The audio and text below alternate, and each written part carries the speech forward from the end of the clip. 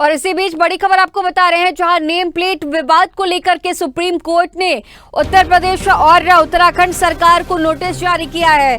दुकानदारों को पहचान बताने की जरूरत नहीं है, ऐसा सुप्रीम कोर्ट ने कहा। सुप्रीम कोर्ट ने इसे लेकर के अंतरिम आदेश जारी किया। अब 26 जुलाई को मामले की अगली सुनवाई होगी। नेम प्लेट विवाद को लेकर के लगातार आरोप प्रत्यारोप का दौर भी देखा जा रहा था। तमाम एनडीए में जो दल हैं वो भी इससे लेकर के तमाम तरह के बयान दे रहे थे। और अब इन सब के बीच सुप्रीम कोर्ट में इससे लेकर के याचिका दाखिल की गई थी। इसके बाद दायर याचिका में नेम प्लेट को सामाजिक सौहार्द से जोड़ करके इसे बताया गया। और अब इन सब के बीच ये बड़ी जानकारी, जहां सुप्रीम कोर्ट ने उत्तराखंड और उत्तर प्रदेश सरकार को नेम प्लेट को लेकर के नोटिस जारी किया है। अगली सुनवाई इस पर अब 26 जुलाई को होगी। तो ये बड़ी खबर आपको बता रहे हैं, जहां लगातार नेम प्लेट विवाद छिड़ा हुआ था उत्तर प्रदेश में, और अब इन सब के बीच सुप्रीम कोर्ट में याचिका दाखिल की गई थी, याचिका दायर की गई थी। और जिसके बाद अब सुप्रीम कोर्ट का इस मामले पर सुप्रीम कोर्ट की तरफ से सुनवाई हुई और आज नोटिस जारी किया गया है उत्तर प्रदेश सरकार को और उत्तराखंड सरकार को।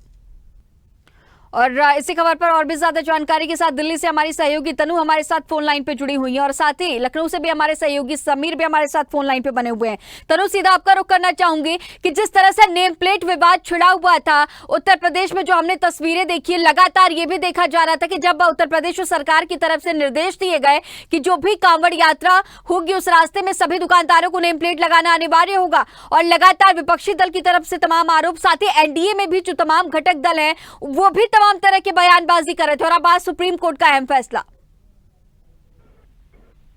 जी बिल्कुल गरिमा, देखिए लगातार ये जो मामला है वो तूल पकड़ता हुआ दिखाई दे रहा था, और अब मामला सुप्रीम कोर्ट में पहुंच गया, जहां पर सुप्रीम कोर्ट में सुनवाई हुई और यूपी उत्तराखंड सरकार को सुप्रीम कोर्ट ने नोटिस जारी कर ये बात कही कि दुकानदारों को पहचान बताने की जरूरत नहीं है। साथ ही अब अगली सुनवाई जो होगी वो 26 जुलाई को होगी। लेकिन देखिए सबसे बड़ी बात यह है कि सुप्रीम कोर्ट ने आज ये तक पूछ डाला गरिमा कि जो होटल और ढाबे हैं उस पर नाम लिखने का आदेश शासन का आदेश था या फिर ये सिर्फ एक प्रेस रिलीज था। वहीं अभिषेक सिंघवी ने ये बात कही कि माय लॉर्ड ये तो कॉमोफ्लेज्ड ऑर्डर था।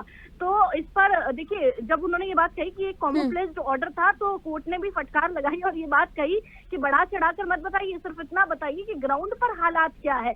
लेकिन साथ ही जो सुप्रीम कोर्ट के जज है जस्टिस भट्टी, उन्होंने सुनवाई के दौरान ये कहा कि मेरा अपना भी एक्सपीरियंस है, और जब मैं केरल में जाता था तो मैं हिंदू होटल में खाना नहीं खाता था बल्कि मुस्लिम होटल में खाना खाता था, क्योंकि मुस्लिम होटल में ज्यादा जो थी वो साफ सफाई थी। तो देखिए लगातार फटकार भी लगाई गई है और सुप्रीम कोर्ट ने ये मैटर जो है वो बहुत सीरियस भी लिया है और सवाल भी खड़े किए हैं कि कावड़ियाओं को केवल हिंदू के साथ, हिंदू के जो हाथ का बना हुआ खाना है वो खाना है या फिर हिंदू के द्वारा उपजाया भी वो होना चाहिए। तो ये सवाल भी पूछे गए हैं और अब अगली सुनवाई जब होगी उस पर देखने वाली बात होगी कि क्या कुछ रहने वाला है। आपके पास फिर से लौटूंगी तनु। समीर हमारे साथ लगातार बने हुए हैं। समीर, जिस तरह से सामाजिक सौहार्द को बिगाड़ने की कोशिश लगातार विपक्षी दल कह रहे थे, और अब इन सब के बीच आज सुनवाई हुई, तमाम बातों का जिक्र अभी जिस तरह से तनु कह रही थी कि फटकार भी सुप्रीम कोर्ट में जजों के द्वारा लगाई गई है, और अब ऐसे में इस तरह की जानकारी, अब अगली सुनवाई चाहे 26 तारीख को, लेकिन ये बहुत ही अहम जो अब सुप्रीम कोर्ट ने जिस तरह से नोटिस दिया है उत्तर प्रदेश सरकार को, साथ ही साथ उत्तराखंड सरकार को भी, क्योंकि हरिद्वार में भी इस तरह के नोटिस दिए गए थे कि अब सभी दुकानदारों को नेम प्लेट लगाना होगा, प्रोप्राइटर का नाम लिखना होगा। तो अब ऐसे में आने वाले वक्त में किस तरह से राजनीति बदलते हुए नजर आएगी उत्तर प्रदेश में?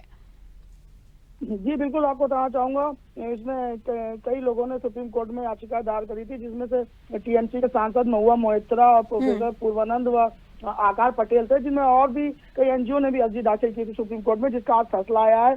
और सुप्रीम कोर्ट ने कल ही फटकार जो है उत्तराखंड और उत्तर प्रदेश सरकार को लगाई है, कहा कि इस तरीके से ये करना जायज नहीं रहेगा और इस पर 26 तारीख को फिर सुनवाई होगी।